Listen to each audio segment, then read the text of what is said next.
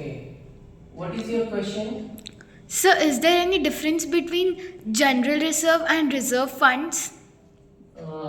General reserve and reserve fund. Okay. Suppose this is a balance sheet. General reserve is on the liability side of business. Exactly like general reserve, there is also maybe reserve fund or any other provision for an expense in future. Okay. Or maybe contingency reserve or else workman compensation reserve or investment fluctuation reserve. Okay, these are some of the reserves which are being created and they come on the liability side of balance sheet. This is liability side, and for this the journal entry actually is an appropriation account debit to general reserve.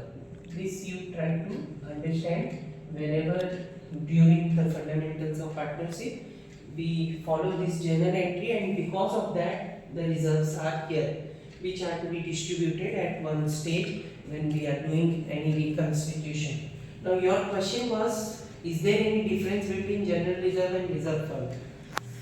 Both are actually segregated profits kept aside by the partners at the time of preparation of their distribution of profits in an appropriation account. They try to segregate some funds into general reserve. General reserve will be for any purpose. Life is uncertain, so uncertainty is common for business also. So therefore, they can use these funds for any contingencies in future. But reserve fund, particularly for a particular purpose, they might be using. They are segregating exactly like this. You understand? Suppose a parent wants to get his daughter educated or maybe married in at a later stage of life, so he is segregating from his savings some money, and that money will be utilized for a particular purpose. So that profit is segregated, savings is segregated. So in business also the practice is similar, means the accountant will segregate something for general purpose and something for specific purpose. Now for that specific purpose becomes reserve fund, and for general purpose it is general reserve.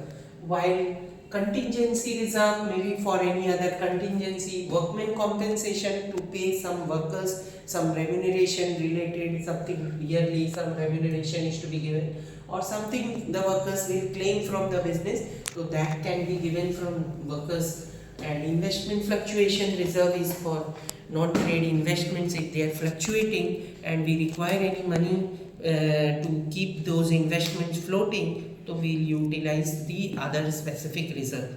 So this is all about reserves.